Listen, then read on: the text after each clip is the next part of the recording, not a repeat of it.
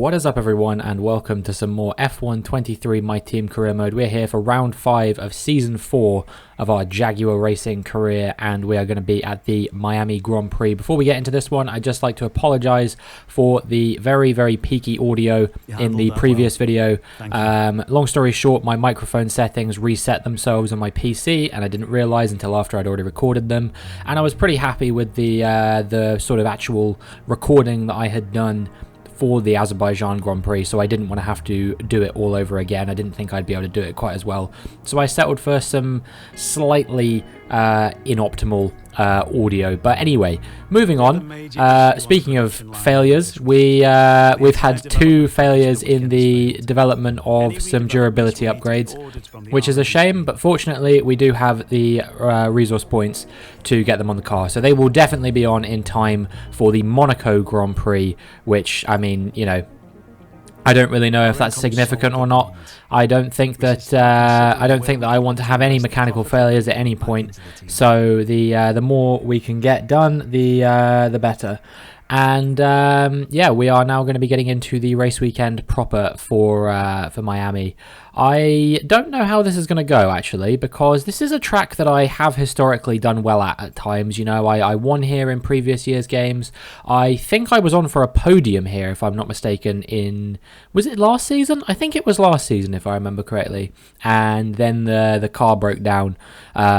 Maybe it was season 2, I can't remember. But either way, I definitely remember on this year's game, we have had a race where we were on course for a podium, and then the car broke down. So yeah, that was very disappointing to experience, and I'm hoping that we can maybe rectify that at least a little bit here today. I don't know if we'll be quite on podium pace, but certainly I do think that we have a very good chance of getting a decent result here.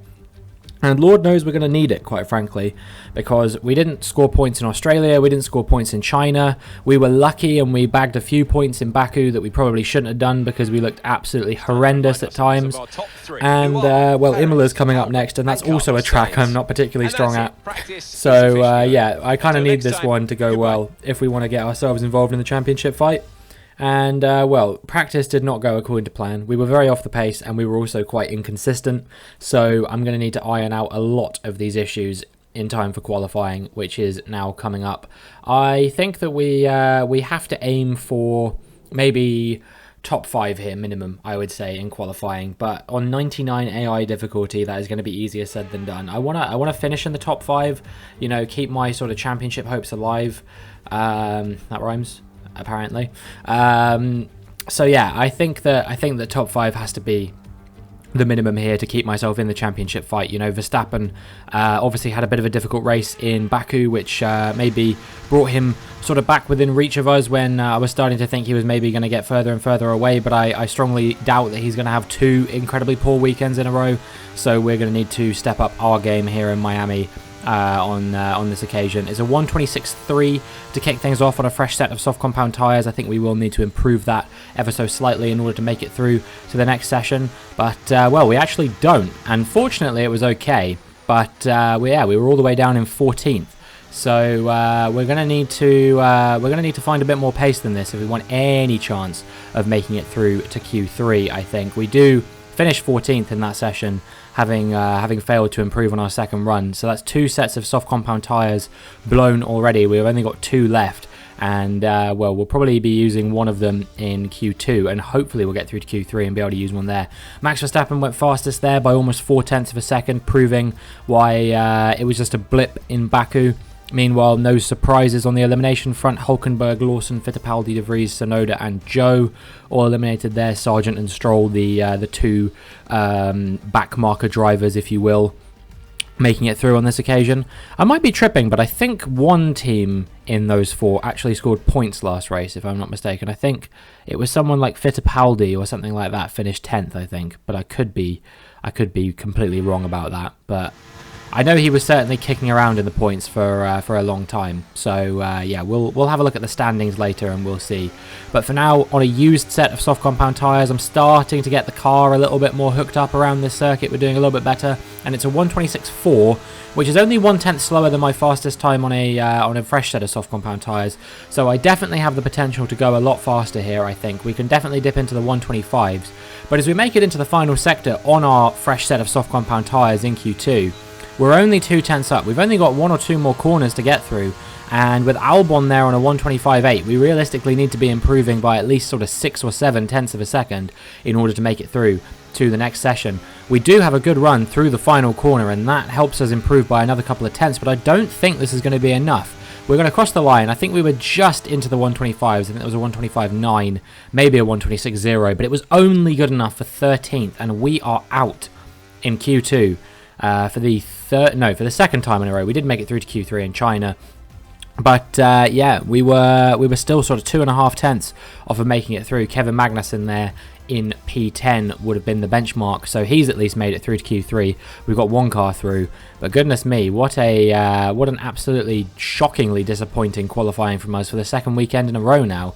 We need to get on top of these qualifying issues. I don't know what's been happening recently, but it just feels like I'm just struggling so much with that rear grip that it's causing me to just set these absolutely appalling times. The brakes too, there's something seems to be up with them that I haven't quite managed to figure out, and all of that is just compounding into me having these terrible qualifying performances. We need to get on top of these sooner rather than later, or we are going to really be in trouble if we want any hope of being involved in a championship fight. We need to start scoring some solid points very soon, and that is going to have to start with this race. We're going to have a very strong race and make our way up into the points and then try and stay there for as long as we possibly can, basically. Hopefully my race pace will be slightly stronger than my qualifying pace. I say that knowing full well that it usually isn't. So I am very anxious to see how this race is going to go. But I do think that we have the potential still to score points here. Even without the luck that we had in Baku, I still think that we could be on for at least maybe the fringes of the points. And we will see what we can do as we get into the Miami Grand Prix.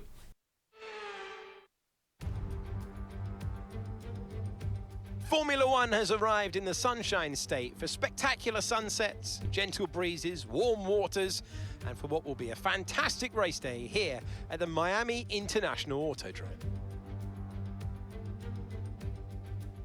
With great opportunities for wheel-to-wheel battles featuring 19 corners, 3.36 miles long, and expected average speeds of 138 miles per hour, the Miami International Autodrome will be sure to create lots of chances to overtake. It's time to take a look at our starting grid for today's race. Charles Leclerc lines up on pole position, just ahead of George Russell, who starts this event from P2.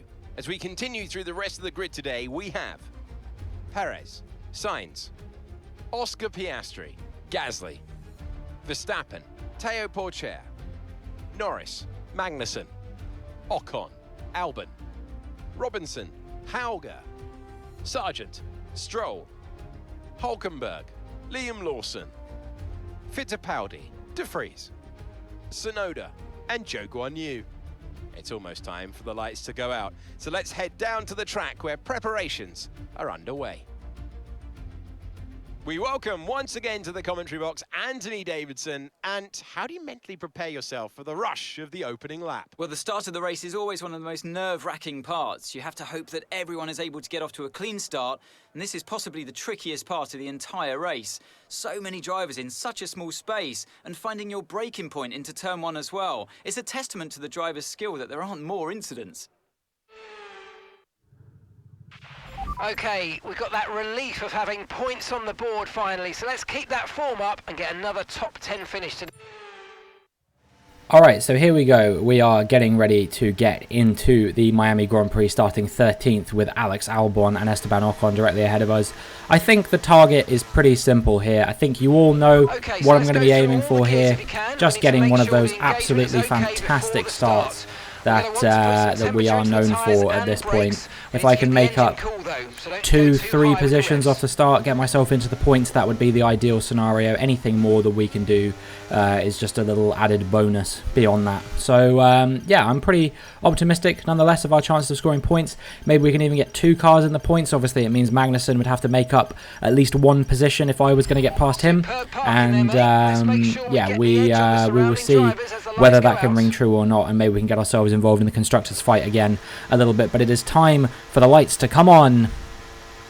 And the lights go out, and we've had exactly the start we wanted. Magnussen went absolutely nowhere off that start. He's been jumped by me, Ocon and Albon. I got ahead of those two and ahead of Gasly, and now I'm trying to go around the outside of Théo Pourchaire in the Mercedes as well, and we have squeezed him out, and we are up into P8. Now we're going to try and pile some pressure on Lando Norris here, see if we can get ahead of him, but it does seem like he has a little bit more straight line speed. We have to back out of that one. I didn't feel confident about going around the outside of him, but somebody in front is going very, very slowly right now, and that is holding everybody up. Meanwhile, Pourchaire has gone for an opportunistic move, trying to get up the inside of me. We're going to sweep around the outside, keep him at bay. We're still in P8 for the time being, but that has caused us to lose a lot of his ground to his teammate Lando Norris ahead of us, and well, Mercedes just jumped us in the constructor standing, so it would be ideal if we could beat both of those cars, and so I am going to try and catch up to them while they're still stuck in a little bit of a train. I believe it is a Ferrari 1-2 right now. Not sure who's leading it, but yeah, it seems that the 2 Ferraris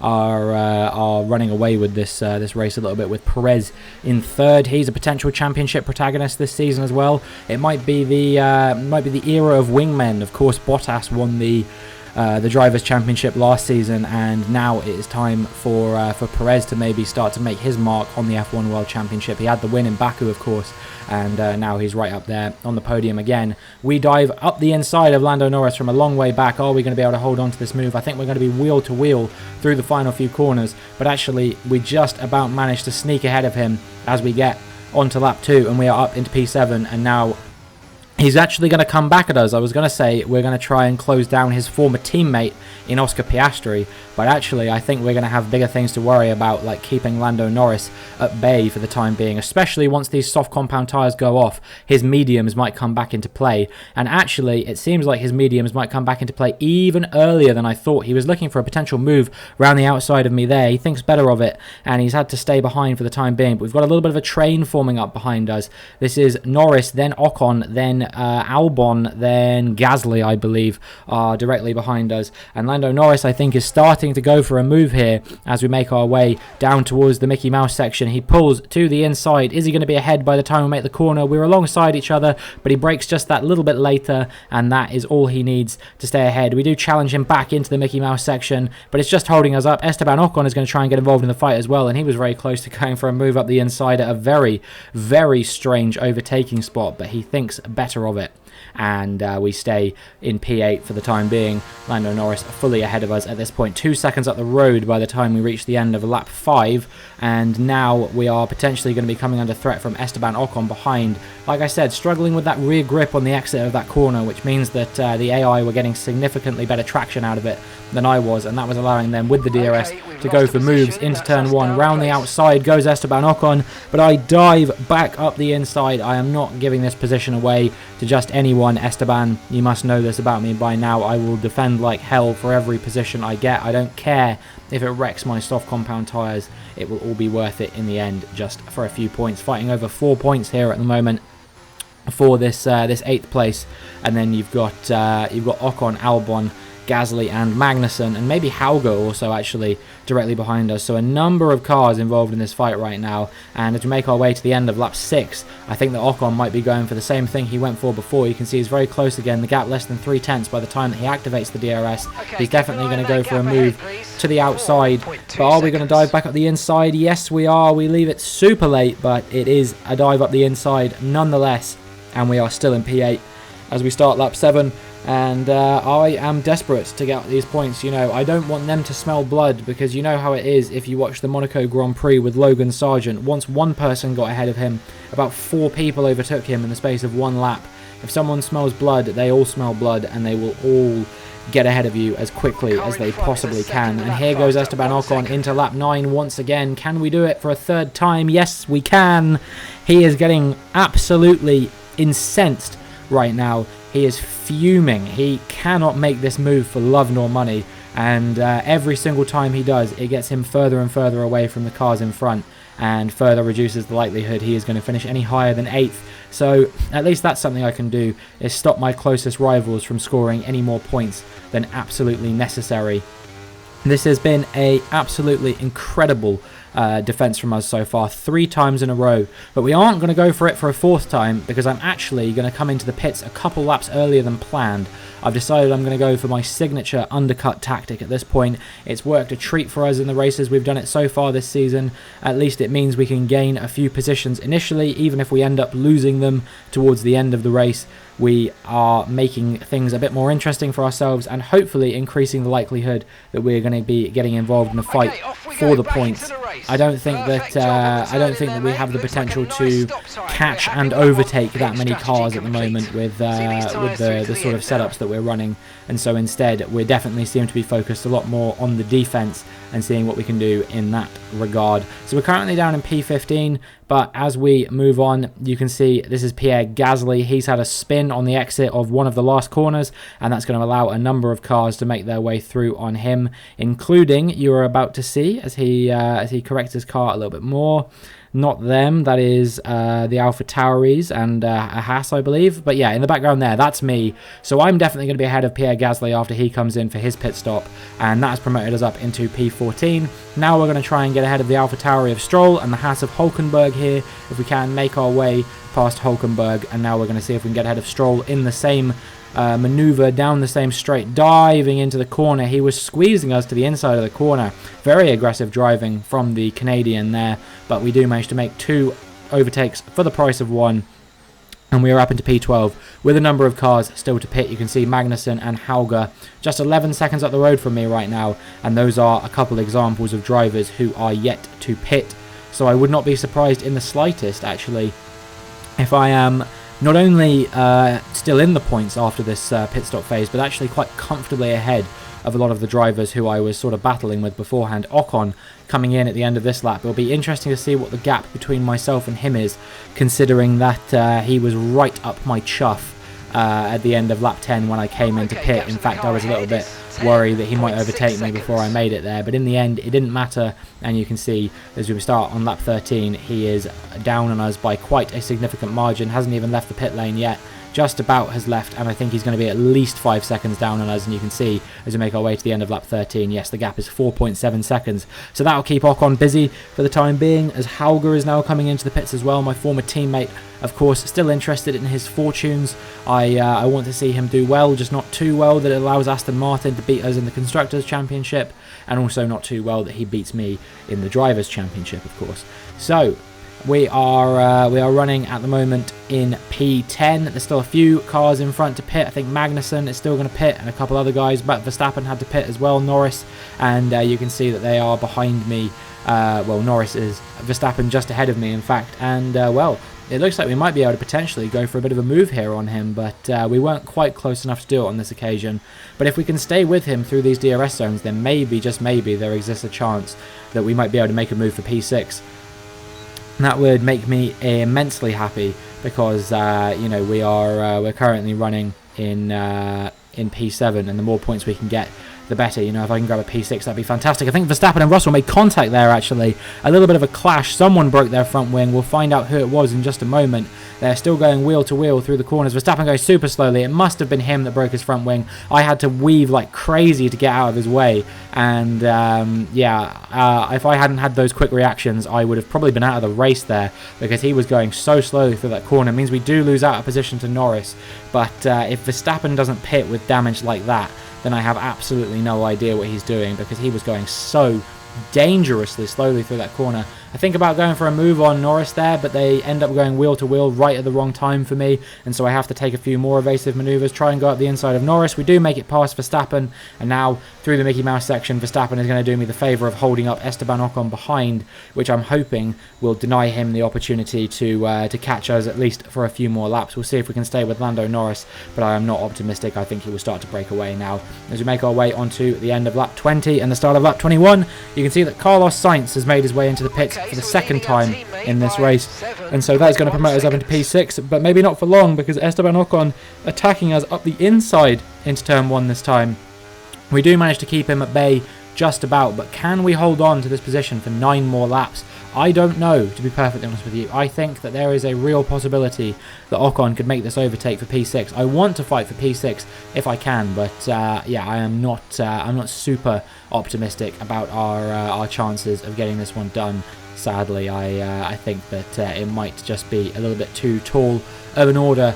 Here comes Alex Albon in the McLaren now. He's on a different strategy to us, and maybe those hard compound tyres are starting to sing a little bit better than the mediums are. He breaks that bit later into the corner. I am struggling with the brakes once again, perhaps unsurprisingly, and yes, as a result, you can see that that he has made his way into P6. So yeah, that is a position lost for us, and yeah, we'll just have to see what we can do moving forward from here. We are now looking at Dennis Hauger in the Aston Martin here, and well, I would only be showing you this for one reason, and maybe you caught that yellow flag on the flag board. He is out of the race, unfortunately for him. My favourite Norwegian getting his second DNF in 2 races in a row. Obviously this one not as much his fault as the last one. He went for a bit of a silly move on me in Azerbaijan, and that ended up causing him to absolutely pummel his Aston Martin. On this occasion, I think he can be forgiven for a random mechanical failure. As we make our way through, we are still running in P7 at the moment, but maybe not for much longer, because Carlos Sainz, who did of course box earlier and get behind us as a result of that, he is now going to go for a move, and by the time we make it to the corner, he is already a full car length ahead of us. Absolutely no fighting that one. We're just going to see if we can hold on to P8, get these 4 points. That said though, his teammate Charles Leclerc, who at one point was leading this Grand Prix, at one point these guys were P1 and 2 at the start of the race. They're now P6 and 7, which that's Ferrari in a nutshell for you, really.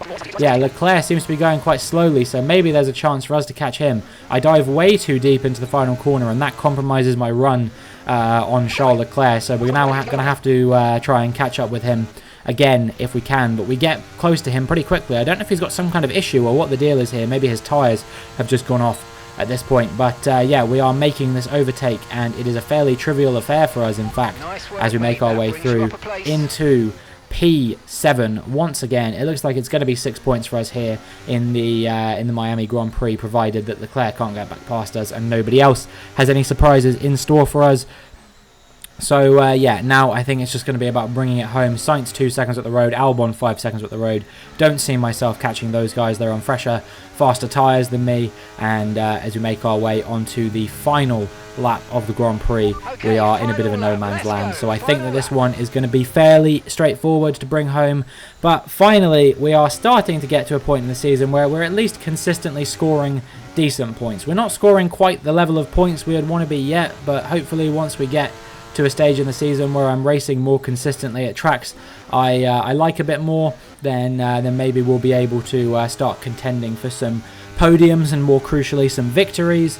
We've already had one this season, of course. My target is to get preferably at least sort of 4 or 5 this season, if not more. And yeah, we are now rounding the final corner. Sergio Perez wins back-to-back races in this season. He might even take the lead of the championship off that, we'll see. But as we round the final few corners, it is going to be a very straightforward P7 for us, and a good result. I am very, very happy with that one. And yeah, we are going to see if we can. We're going to see if we can keep that good run going in the ensuing races. We've got Imola coming up next. We get driver of the day for our troubles, and that is exactly what you like to see. And that's the checkered flag. What an amazing victory in what has been a great Miami Grand Prix.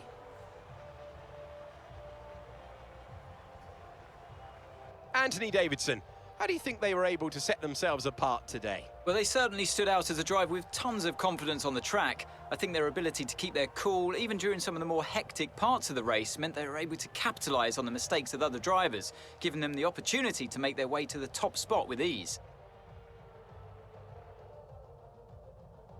The drivers are en route to the podium as we speak. What a fantastic win for the Red Bull team. They've performed exceptionally today, keeping us firmly on the edge of our seats throughout the entirety of the race. Congratulations to everyone at the team.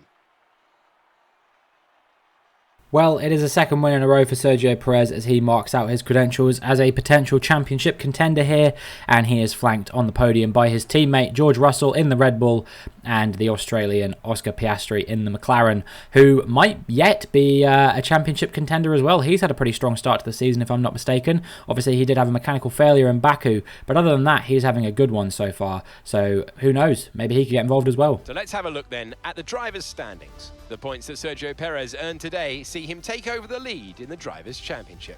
After an incredible day of racing, who was your driver of the day, Ant? Well, there was a lot of incredible driving out there today, but if I had to pick someone, it's got to be Sergio Perez. Fantastic driving. It's time to see how things are shaping up in the Constructors' Championship. Red Bull pull further ahead in the standings. There was also a strong showing from the McLaren team today as they make their way up the standings. Well, that certainly was an exciting weekend of Formula One. Be sure to join us for more exciting Formula One action very soon. I have to say, things look a bit more dramatic than perhaps they are in terms of our chances of getting a P3 finish in the Constructors' Championship and potentially winning the Drivers' Championship as well. I think that we are doing a lot better than we seem to be. We're down in P8 in the Drivers and P6 in the Constructors, but things are actually very, very close at the moment. You know, the top constructors are only sort of, 30 or 40 points ahead of us, which is a deficit which will be very, very easy to overcome if we get on a winning run. Same with the Drivers' Championship as well. You know, we're only actually about 40 points off of the leaders right now, which again, if we get on a winning run, it should be more than enough for us to get back into the championship fight. So yeah, I think that we have a real chance of still contending for a, both championships if Kevin Magnussen can get his act together a little bit. Another P10 from him today. It's not an awful result, but I will need to be seeing a bit more from him. I think we're already starting to evaluate his performance. I won't get rid of him midway through the season. I've never been the kind of team boss that does that. If you watch my F1 22 series as well, you'll know that I never once tried to replace someone in the mid-season. I had multiple occasions where someone didn't want to stay with us for the second half of the season, and there's not much you can do when that happens, unfortunately. But in terms of whether I would actively choose to fire someone halfway through a season, never. I basically have never done that. I never want to do that. And I'm not planning on doing that with K-Mag either. He's been doing enough for us so far, I would say. He's on 23 points in the championship. He's only, 15 points behind me? It's not awful. He's doing a lot better than Hauger did this time last season. Obviously, I know our car was a little bit worse, so I have to give Hauger a bit of a pass. But still, Hauger, his teammate is a championship contender, and he's, on 1 point so far this season, I think, something like that. So my sort of patience with him could only extend so far, and so far I think I've been proven correct to replace him with Kevin Magnussen. But I'm always on the hunt for who you think might make a good teammate for future seasons. Whether we choose to keep K-Mag more than one season remains to be seen. So let me know down in the comments, as always, if there's somebody you'd particularly like to see. If there's a comment that gets a particularly high number of likes, then I definitely would consider that. But yeah, obviously just know I don't usually like to sign drivers who already race for top teams. I prefer to sort of give emerging talent a chance if I can. Obviously K-Mag was a bit of a different story, but if you saw the way I signed him, then you'll know how that came to be. But yeah, next up is going to be the Emilia-Romagna Grand Prix, but that is going to be it for this video. So if you enjoyed, please make sure you like and subscribe, and hopefully I will see you in the next one.